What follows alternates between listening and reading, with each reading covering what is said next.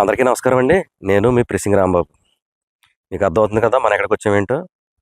గురువుగారు కట్టడాల పేరు చెప్పి నిర్మించుకున్నటువంటి మరో వైట్ ఎలిఫెంట్ అనమాట. వైట్ ఎలిఫెంట్ అంటే ఇంతకుముందు చెప్పుకున్నాం కదా మనం బొటానికల్ గార్డెన్కి వెళ్ళినప్పుడు. పేరుకి అలా తెల్లగా నీట్గా అందంగా కనిపిస్తాయి కానీ ఎలాంటి ఉపకారం ఉండదన్నమాట. మనకు బయట ఏంటంటే ఈఫిల్ టవర్ నమూనాని పోలినటువంటి దీని పేరు ఏంటంటే ఓబ్లిక్స్ టవర్ అనమాట.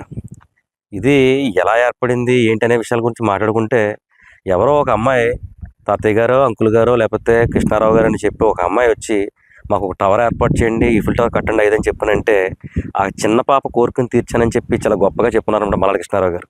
మరి మేము కూడా చాలా కోరికలు కోర్చాం, మరి మా కోరికలు ఏమైనా తీర్చలేదు.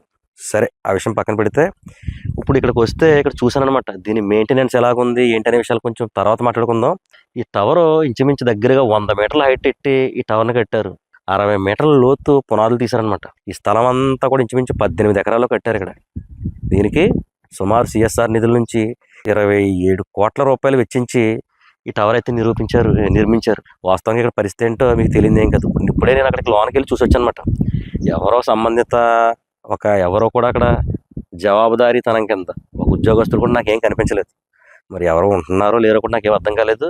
అక్కడికి వెళ్ళి చూస్తే యానం ఓబ్లిక్స్ టవర్ అనేటటువంటి ఆ పేరు కూడా ఓ లెటర్ ఊడిపోయింది. లోన పరిస్థితి గురించి మాట్లాడేదానికంటే ఆ నమూనా చెప్తుంది అనమాట. పేరులోనే ఒక లెటర్ ఊడిపోయిందంటే దాని పరిస్థితి ఏ విధంగా దిగజారిపోయింది అన్నది యానం ప్రజలు గ్రహించుకోలేదు. ఇలాంటి ఎందుకు పనికిరానటువంటి కట్టడాల పేరు చెప్పి కట్టి యానానికి ఏదో గొప్ప పేరు వచ్చిందని చెప్పి అనుకుంటున్నారు. కానీ వాస్తవానికి కొంతమందికి ఇక్కడికి వచ్చి సందర్శించిన తర్వాత ఇక్కడ వాస్తవ పరిస్థితి ఏంటంటే అబ్బాయి ఏమీ లేదు అలాగలాగా అనుకున్నారు అనమాట. ఈ టవర్ నిర్మించడానికి చాలా ప్రతిష్టాత్మకంగా గురువుగారు ఫ్రెంచ్ గవర్నమెంట్ని సంప్రదించి, లేదు మీకు ఇలాంటి ఒక ఈఫిల్ టవర్ని ఇక్కడ ఎత్తున్నాను ఏదని చెప్పానంటే, బాబు ఆవేశపడ కాగా అక్కడ ఈఫిల్ టవర్ పేరు కానీ ఆ నమూనాను కానీ పెట్టుకోవడానికి ఏం సరిపో బాబు, కొన్ని ప్రపంచవ్యాప్తంగా కొన్ని అక్కడే ఉంటాయి. వాటిని డబ్బింగ్ చేయడానికి ఇమిటేషన్ చేయడానికి ఎలాంటి హక్కులు కానీ అర్హతలు కానీ ఏమి ఉండదు. మీరు పేరు మార్చుకుని వేరే విధంగా నిర్మించుకోండి ఏదనంటే, ఇలాంటి గ్లాస్ అనమాట. అందులో ఒక రెస్టారెంట్ ఉందని ఇలాగా గ్లాసు క్యాబిన్ లాంటిది అనమాట. పైనుంచి యానం చుట్టుపక్కల ప్రాంతాలను కావచ్చు, ఈ సముద్ర తీర ప్రాంతాన్ని, ఈ పక్కన ఉన్నటువంటి గోదావరిని ఆ విజువల్గా చూడడానికి అన్నిటికీ కూడా బాగానే నిర్మించారని చెప్పి అనుకున్నారు. కానీ ఎలాంటి పర్యాటకుల్ని ఎవరిని కూడా ఆకర్షించకుండా నిరుపయోగమైనటువంటి ఒక కట్టడం కింద మిగిలిపోయిందనమాట. ఇది కూడా గురువుగారి ఖాతాలో పడిందనమాట. అంటే ప్రభుత్వ సొమ్ము కాదు కాబట్టి మరి నిర్లక్ష్యంగా ఉంటారో, సిఎస్ఆర్ నిధుల్లోంచే కట్టాం కదా దీన్ని అని చెప్పి అనుకుంటారో. ప్రస్తుతం దీన్ని ఏంటంటే డిపార్ట్మెంట్ ఆఫ్ టూరిజం పుదుచ్చేరి అని చెప్పి ఆ శాఖ వాళ్ళు దీన్ని నిర్వహిస్తున్నారనమాట.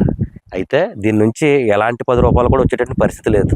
ఇది ఇక్కడ పరిస్థితి ఏంటంటే, ఇవన్నీ ముళ్ళ తొప్పలు, షెడ్డులు గిడ్లు అన్నీ చూస్తున్నారు కదా మీరు. అదిగో గేదెలు కూడా కనబడుతున్నాయి బాగా, చూడండి ఒకసారి. అంటే మనం ముందు చూపు ఎలాంటిది లేకుండా, ఎక్కడ నిర్మించాలో తెలుసుకోకుండా ఎక్కడెక్కడో ఏయో పనులు చేసుకుని ఇలాగ డబ్బులన్నీ కూడా వేస్ట్ చేస్తాడు ఆయన. 25 ఏళ్ల పరిపాలనలో మేము ఘోషించేది ఏంటంటే, ఇదే డబ్బుల్ని వేరే విధంగా విద్యకో వైద్యానికో ఏదన్నా మరి చట్టాలు ఒప్పుకుంటలేదు తెలియదు కానీ మౌలిక వసతులు నిర్మించడానికి సిఎస్ఆర్ నిధులను ఉపయోగిస్తే పద్ధతిగా ఉంటుందేమో. కానీ లేకపోతే ఉపాధి కల్పించడానికి మరి చిన్న తరహా పరిశ్రమలు లాంటివి అయినా పెట్టడానికి ప్రభుత్వాలు ఒప్పుకుంటాయో లేదో చట్టాలు ఏంటో మరి మనకు తెలియదు. కానీ మేధావులు ఎవరిని ఉంటే కొంచెం ఆలోచించుకోవాలన్నమాట. 27 కోట్ల రూపాయలు వెచ్చించి కడితే దీని నుంచి 27 పైసలు కూడా బయటకు వచ్చేటువంటి పరిస్థితి లేదనమాట. పైగా గుదిబండలు లాంటి ఇలాంటివి ఉండడం వల్ల ఎవరో ఒకరిని ఇక్కడ పెట్టి వాళ్ళకి జీతభత్యాలు ఇచ్చి నెలవారీగా వాళ్ళని పెంచి పోషించాల్సిన పరిస్థితి అనమాట. ఇంతే ఆలోచన లేనటువంటి పనులు చేయడం వల్ల 25 ఏళ్ళు యానం ఎదరికెళ్ళిందో వెనక్కెళ్ళిందో మీరే ఆలోచించుకోండి యానం ప్రజలారా. ఈ 27 కోట్ల రూపాయలు ఏ విధంగా ప్రజలకు ఉపయోగపడ్డాయా, లేకపోతే ఏదన్నా ఓ పరిశ్రమగా ఇంకో దానికి ఉపయోగించుకుంటే ఎంతో కొంతమందికి ఉపయోగం జరుగునేమో. మరి వాస్తవాన్ని చూస్తే ఇది సెకండ్ టైం ఇక్కడ రావడం. ఇలా ఉన్నటువంటి కట్టడాన్ని చూడడానికి ఇది సెకండ్ టైం. ఇప్పుడు వచ్చిన పైకి కూడా వెళ్ళలేదు, ఆ లిఫ్ట్లో పనిచేయవు. ఇంకా అది ఉండి కొద్ది ఏంటంటే ఐరన్ స్ట్రక్చర్తో ఉంది. ఆ గ్లాస్ నుంచి పైగా అదంతానే అవన్నీ పడిపోతాయి. తెలుసు కదా మెటల్ అనేది ఏముంది. పైగా ఇదంతా ఎక్కడుంది, ఈ సముద్ర తీర ప్రాంతానికి ఆనుకున్నదన్నమాట. ఈ ఉప్పు గాలికి ఈ సానిటైజేషన్కి అంతా కూడా ఏంటంటే ఖచ్చితంగా తుప్పటిపోయి ఇనప మొక్క అంటాం కదా మనం. ఇనప మొక్క మనం ఏం చేయక్కర్లేదు, దానికి అదే నిర్వీర్యం అయిపోతుంది. ఈ టవర్ పరిస్థితి కూడా అంతే. ఇలాంటి కట్టడాలు కట్టి కోట్లాది రూపాయలన్నీ వేస్ట్ చేసి మరి గొప్పగా మేము యానాన్ని ముందుకు తీసుకెళ్ళిపోయాం. 25 సంవత్సరాల క్రితం ఉన్నటువంటి యానాన్ని చూడండి, ఇప్పుడు చూడండి ఇదని చెప్పి గొప్పగా కొంతమంది చెప్తున్నారు. మరి బాబు మీకు నేను చెప్పేది ఏంటంటే, ఒక వ్యక్తి యొక్క జీవితం ఆధునీకరణ వైపు నడుస్తుందన్నమాట. ఒకప్పుడు భోజనం మాత్రమే తినే వ్యక్తి బోలెటటువంటి ఆహార పదార్థాలు తింటున్నాడు. నడిచి వెళ్ళే వ్యక్తి సైకిల్ మీద, బండి మీద, కారు మీద నడుస్తున్నాడు అనమాట. జీవితం కానీ ప్రపంచం కానీ అక్కడ ఆగిపోలేదు. దీని అంతటికి కూడా మలాడికి ఇస్తున్నారే కారణం అని చెప్పి మీరు భజన చేస్తే యానం ఇలా నిర్మించబడడానికి ఆయనే కారణం అంటే నేనేం చెప్పలేను దానికి. మన చుట్టూ ఉన్నటువంటి సమాజం కూడా, మన చుట్టుపక్కల ఉన్న ప్రాంతాలు కూడా 25 ఏళ్ల క్రితం ఉన్నట్టుగా ఇప్పుడు లేవు. అవి కూడా మన వెనకాల పరిగెట్టుకుంటూ వచ్చాయన్నమాట. ఈ సత్యాన్ని మీరు గ్రహించకుండా భజన చేయడానికి ఒక వ్యక్తిని భజన చేస్తానని మాయ మాటలు చెప్పి ఓట్లు వేయించుకుని చేయాలంటే కరెక్ట్ కాదనమాట.